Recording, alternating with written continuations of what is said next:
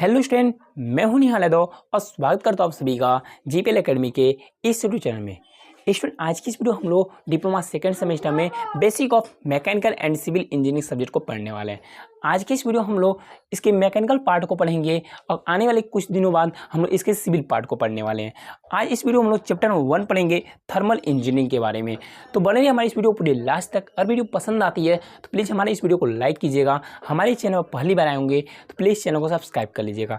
चलिए स्टूडेंट, आज की इस वीडियो को हम लोग शुरू करते हैं। बता दो स्टूडेंट, अगर आप हमारे कोर्स से जुड़ना चाहते हो तो कॉन्टैक्ट कर सकते हो आप लोग 9369183507 पर, जहाँ पर आप सभी को इसकी PDF प्रोवाइड कर दी जाएगी। सबसे पहले पढ़ेंगे हम लोग पहला चैप्टर आपका सोर्स ऑफ एनर्जी। क्या पढ़ेंगे हम लोग? सोर्स ऑफ एनर्जी के बारे में। सोर्स ऑफ एनर्जी में सबसे फर्स्ट हेडिंग हम लोग क्या पढ़ने वाले हैं? सबसे पहले पढ़ेंगे हम लोग थर्मोडायनेमिक्स, यानी कि उष्मागतिकी। क्या उष्मागतिकी होती क्या है? थर्मोडायनेमिक्स होता क्या है? बता दो स्टूडेंट, थर्मोडायनेमिक्स क्या होती है? विज्ञान की वह शाखा जिसके अंतर्गत गैसों यानी कि गैस और वाष्पों की ऊर्जा का अध्ययन किया जाता है, यानी गैसों तथा वाष्पों की ऊर्जा का अध्ययन किया जाता है, उससे क्या कहते हैं हम लोग? थर्मोडायनेमिक्स कहते हैं। आई होप आप लोग समझ गए होंगे कि थर्मोडायनेमिक्स यानी कि उष्मागतिकी किसे कहते हैं। उष्मागतिकी किसे कहते हैं स्टूडेंट? विज्ञान की वह शाखा जिसके अंतर्गत गैसों तथा वाष्पों की ऊर्जा का अध्ययन किया जाता है, उसे कहते हैं हम लोग थर्मोडायनेमिक्स यानी कि उष्मागतिकी। जानते हैं हम लोग एक्सट्रैक्टिव सब्सटेंस किसे कहते हैं, यानी कार्यकारी पदार्थ होता क्या है? क्या स्टूडेंट, कार्यकारी पदार्थ किसे कहते हैं? चलो इससे जानते हैं तो कार्यकारी पदार्थ क्या होता है। बता दो आपको स्टूडेंट, ऊष्मीय ऊर्जा का कार्य में और कार्य का ऊष्मीय ऊर्जा में परिवर्तन जिस कारक के द्वारा होता है उसे कहते हैं कार्यकारी पदार्थ, यानी कि ऊष्मीय ऊर्जा जो होती है।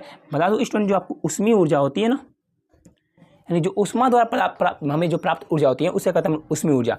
यानी कि कह रहा है कि जो हमारी ऊष्मीय ऊर्जा होती है, ऊष्मीय ऊर्जा का कार्य में क्या जो ऊष्मीय ऊर्जा है उसे वो कार्य में कन्वर्ट हो जाए, और कार्य जो हमें कार्य ऊर्जा है वो हमें किस में कन्वर्ट हो जाए? वो हमारी कन्वर्ट हो जाए ऊष्मीय ऊर्जा में। तो इसे कहते हैं हम लोग, इसके द्वारा जो कारक जो प्राप्त होता है उसे कहते हैं हम लोग कार्यकारी पदार्थ, यानी कि ऊष्मीय ऊर्जा का कार्य में और कार्य का ऊष्मीय ऊर्जा में परिवर्तन जिस कारक के द्वारा होता है उसे कहते हैं हम लोग कार्यकारी पदार्थ। कार्यकारी पदार्थ में अपना आयतन परिवर्तन करने का गुण होता है, जैसे पदार्थ के रूप में वायु, भाप, गैस आदि किए जाते हैं। अब पढ़ते हम लोग प्योर सब्सटेंस यानी कि शुद्ध पदार्थ क्या होता है। शुद्ध पदार्थ किसे कहते हैं स्टूडेंट? वे पदार्थ जिनकी रासायनिक संरचना समान होती है वे कहलाते हैं हमारे क्या कहलाते हैं? वे सब शुद्ध पदार्थ कहलाते हैं। क्या कहलाते हैं? वे प्योर सब्सटेंस कहलाते हैं, यानी कि वे पदार्थ जिनकी रासायनिक संरचना समान होती है उन्हें हम लोग शुद्ध पदार्थ कहते हैं। अब जानते हैं हम लोग उष्मागतिकी क्या है, यानी कि थर्मोडायनेमिक्स सिस्टम जानते हैं। उष्मागतिकी मतलब थर्मोडायनेमिक्स, और जो निकाय है वो होगा सिस्टम, यानी कि हम लोग जानते हैं थर्मोडायनेमिक्स सिस्टम, यानी थर्मोडायनेमिक्स सिस्टम किसे कहते हैं? जिस स्थान के अंतर्गत उष्मागतिकी क्रियाओं का अध्ययन किया जाता है। क्या? जिस स्थान के अंतर्गत उष्मागतिकी क्रियाओं का अध्ययन किया जाता है उस क्षेत्र को क्या कहते हैं हम लोग? उष्मागतिकी निकाय यानी कि थर्मोडायनेमिक्स सिस्टम कहते हैं। यानी कह सकते हैं जिस स्थान के अंतर्गत यानी जिस हम लोग प्लेस के अंतर्गत क्या करते हैं? उष्मागतिकी यानी थर्मोडायनेमिक्स क्रियाओं का अध्ययन करते हैं उसे कहते हैं, उस क्षेत्र को क्या कहते हैं? उष्मागतिकी निकाय कहते हैं, थर्मोडायनेमिक्स सिस्टम कहते हैं। सिस्टम का आयतन स्थित या परिवर्तनशील हो सकता है। जो सिस्टम का आयतन है वह स्थित या परिवर्तनशील हो सकता है। स्टूडेंट, ये देखो, ये रहा हमारा निकाय, इसे कहते हैं हम लोग परिवेश, और जो बाहर बार ये क्या है? बाहर बार जो है उसे कहते हैं हम लोग सीमाएं यानी बाउंड्री। ठीक है, आगे बढ़ते हम लोग सीमा जानते हैं। सीमा क्या होती है? बाउंड्री किसे कहते हैं? परिवेश यानी सराउंडिंग किसे कहते हैं? तो सबसे पहले हम जानेंगे बाउंड्री क्या होती है, सीमा क्या होता है। सीमा किसे कहते हैं? वह आवरण जो निकाय के क्षेत्र या स्थान को चिन्हित करता है। क्या? वह आवरण जो निकाय के क्षेत्र या स्थान को चिन्हित करता है उसे कहते हैं हम लोग सीमा यानी कि बाउंड्री कहते हैं। अब जानते हैं हम लोग परिवेश किसे कहते हैं, यानी कि सराउंडिंग किसे कहते हैं? किसी निकाय की परिसीमा, किसी निकाय की परिसीमा के बाहर जो बाहरी भाग होती है वो कहलाती है परिवेश। क्या कहती है? वह कहती है परिवेश यानी सराउंडिंग। जानते हैं स्टूडेंट कि थर्मोडायनेमिक्स की जो हमारी सिस्टम है, यानी जो सिस्टम है वो कितने प्रकार की होती है, यानी कि निकाय के प्रकार, यानी टाइप ऑफ सिस्टम। तो टाइप ऑफ सिस्टम में सबसे फर्स्ट जानेंगे हम लोग जो टाइप ऑफ सिस्टम होती है, जो निकाय होता है स्टूडेंट, वह 4 प्रकार की होती हैं। निकाय कितने प्रकार होता है स्टूडेंट? वह 4 प्रकार का होता है। सबसे फर्स्ट होता है बंद निकाय, यानी कि क्लोज सिस्टम। क्या होता है? Close system. अब जानते हैं क्लोज सिस्टम कहते हैं किसे स्टूडेंट? क्लोज सिस्टम क्या होती है और क्लोज सिस्टम के क्या एग्जाम्पल है, इसे हम लोग समझते हैं और जानते हैं। वह सिस्टम जिसमें ऊर्जा, क्या वह सिस्टम जिसमें ऊर्जा, ऊष्मा तथा कार्य के रूप में परिवेश से स्थानांतरित होती है परंतु द्रव्यमान स्थानांतरित नहीं होता है। यानी कह सकते हैं हम लोग वह निकाय, वह सिस्टम जिसमें ऊर्जा स्थानांतरित होता है, क्या ऊर्जा, ऊष्मा तथा कार्य के रूप में परिवेश से स्थानांतरित होता है बट द्रव्यमान स्थानांतरित नहीं होता है। द्रव्यमान स्थानांतरित नहीं होता है उसे क्या कहते हैं हम लोग? बंद निकाय, यानी कि क्लोज सिस्टम कहते हैं। ये रहा हमारा सिस्टम। इस सिस्टम से क्या होगा स्टूडेंट? इस स्थानांतरित क्या होगा? स्थानांतरित हमारा होगा ऊर्जा, क्या होगा? ऊर्जा स्थानांतरित होगा और ऊष्मा कार्य के रूप में स्थानांतरित होता है। बस इसमें जो मास होगा, इसका जो द्रव्यमान होगा वह स्थानांतरित नहीं हो पाएगा। आई होप लोग समझ गए होंगे। इसके उदाहरण के लिए समझे तो हम बाम कैलोरीमीटर को समझ सकते हैं और प्रेशर कुकर को भी समझ सकते हैं। ये हमारे उदाहरण होते हैं इसके। अब जानते हैं ओपन सिस्टम क्या होती है? ओपन सिस्टम किसे कहते हैं? यानी कि खुला निकाय क्या होता है? वह निकाय जिसके अंतर्गत ऊर्जा, ऊष्मा तथा कार्य के रूप में परिवेश स्थानांतरित होती है। क्या परिवेश स्थानांतरित होती है? द्रव्यमान की स्थानांतरित भी होती है। यानी कि वह निकाय हम लोग कह सकते हैं कि सिस्टम, वह सिस्टम जिसमें ऊर्जा, ऊष्मा तथा कार्य परिवेश से स्थानांतरित होता है और द्रव्यमान भी होता है। यानी कह सकते हैं हम लोग ऊर्जा, एनर्जी और मास जब दोनों स्थानांतरित होता है उसे कहते हैं हम लोग ओपन सिस्टम। क्या कहते हैं हम लोग? जब मास और एनर्जी जब दोनों स्थानांतरित होता है वह होता है ओपन सिस्टम। क्या होता है स्टूडेंट? वो होता है ओपन सिस्टम। और जब स्टूडेंट एनर्जी स्थानांतरित होती है, क्या एनर्जी स्थानांतरित होती है बट मास का स्थानांतर नहीं होता है, वो कहलाता है हमारा क्लोज सिस्टम। आई होप आप लोग समझ गए होंगे। अब जानते हैं हम लोग रुद्रोस प्रक्रम क्या होती है। क्या हम लोग जानेंगे? रुद्रोस प्रक्रम। रुद्रोस प्रक्रम किसे कहते हैं स्टूडेंट? ये रहा हमारा तीसरा। रुद्रोस प्रक्रम जानते हैं हम लोग किसे कहते हैं? आइसोथर्मल प्रोसेस जानते हैं। क्या रुद्रोस मत होता है आइसोथर्मल?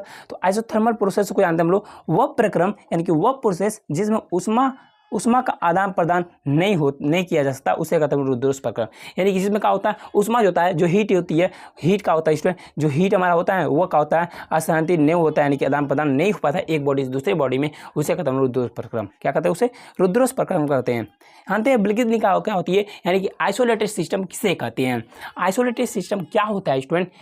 एक ऐसा सिस्टम, यानी कि ऐसा ऊष्मागत की, यानी कि एक ऐसा थर्मोडायनेमिक सिस्टम जिसमें सिस्टम तथा वातावरण के मध्य न तो ऊष्मा का आदान प्रदान होता है और न ही द्रव का। ऐसा निकाय को क्या कहते हैं हम लोग? विलगित निकाय कहते हैं। समझ गए? नहीं समझे? फिर समझो ना, फिर समझो स्टूडेंट, फिर समझाता हूँ आपको। यानी कि एक ऐसा निकाय, एक ऐसा थर्मोडायनेमिक सिस्टम जिसमें निकाय तथा वातावरण के मध्य न तो ऊष्मा का आदान प्रदान होता है और न ही द्रव का आदान प्रदान होता है, उसे क्या कहते हैं हम लोग? विलगित निकाय कहते हैं, यानी कि आइसोलेटेड सिस्टम कहते हैं। आई होप आप लोग समझ गए होंगे। अब जानते हैं हम लोग समांगी निकाय, होमोजीनियस सिस्टम किसे कहते हैं?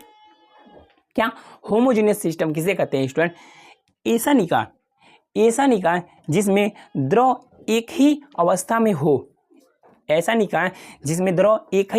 में हो, उसे कहते हैं हम लोग होमोजीनियस सिस्टम। यानी कि जब जो लिक्विड है, जो द्रव है, वो केवल एक अवस्था में होता है, यानी कि ओनली वन स्टेट में होता है, उसे कहते हैं हम लोग समांगी निकाय, होमोजीनियस सिस्टम। होमोजीनियस सिस्टम के जानते हैं हम लोग इसमें विषमांगी निकाय क्या होता है भैया? होमोजीनियस मैंने जान दिया, हेट्रोजीनियस भी जान लो। अब देखो, होमोजीनियस होता है समांगी निकाय और हेट्रोजीनियस होता है विषमांगी निकाय।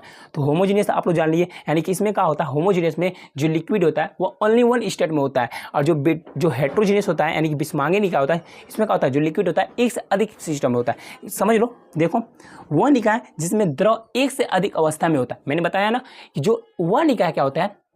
यानी कि जो बिस्मांगी निकाय यानी हेट्रोजीनियस जो होता है, हेट्रोजीनियस क्या होता है स्टूडेंट, वह निकाय जिसमें जो लिक्विड होता है वह एक से अधिक स्टेट में होता है। बस इतना याद करो, जो लिक्विड होगा वह एक से अधिक स्टेट में होगा।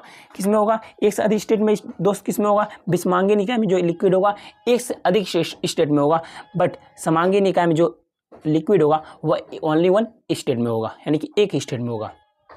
अब जानते हैं ऊष्मागतिकी का शून्यवान नियम क्या कहता है भैया, ऊष्मागतिकी का शून्यवान नियम क्या कहता है, ऊष्मागतिकी का शून्यवान नियम क्या कहता है, इस नियम के अनुसार यदि कोई दो निकाय किसी तीसरे निकाय के साथ ऊष्मीय गतिकी यानी कि थर्मोडायनेमिक्स संतुलन में है तो वे आपस में भी संतुलन में होंगे। यानी कि कोई ए और बी आपस में साम्य अवस्था में है, यानी कह सकते हैं हम लोग, अगर कोई बॉडी ए यहाँ समझो, कोई बॉडी ए कोई बॉडी बी, यानी कि देखो जब वस्तु ए और बी उसमें साम्य अवस्था में है तो जो अगर ये दोनों उसमें साम्य अवस्था में है, यानी कि ए और बी जब उसमें साम्य अवस्था में है तो ए और सी भी उसमें साम्य अवस्था में होंगे। यही नियम कहना चाहता है।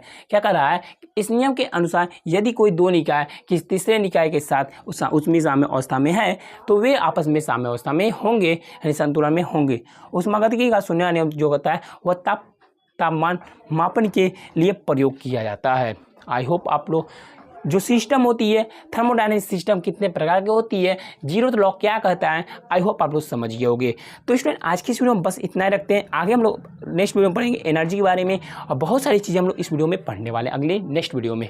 तो स्टूडेंट आपको हमारा ये वीडियो कैसा लगा, अब बात करते हैं हमारे कोर्स के बारे में। स्टूडेंट तो कोर्स को अगर आप ज्वाइन करना चाहते हो आप ज्वाइन कर सकते हो। बैच का नाम रखा गया तांडव बैच, काफ़ी खतरनाक बैच है। इसमें आपको हैंड रिटेन नोट्स, इसमें दोस्त आपको क्या क्या मिलेगा, बहुत लोग सोच रहे होंगे सर इस कोर्स जो आप लॉन्च किए हैं सर उसमें आप मुझे क्या कह देंगे, तो बता दो स्टूडेंट आपको मैं क्या कह दूंगा। हैंड रिटेन नोट्स देने वाला हूँ, 5 ईयर्स का पेपर सॉल्यूशन आपको दूंगा, गेस्ट पेपर दूंगा, मॉडल पेपर दूंगा, ऑल बुक की PDF देने वाला हूँ। बुक हो या नॉन टेक्निकल हो या टेक्निकल हो, सभी सब्जेक्ट की बुक आपको दूंगा। इंपॉर्टेंट क्वेश्चन दूंगा हर एक सब्जेक्ट की आपको।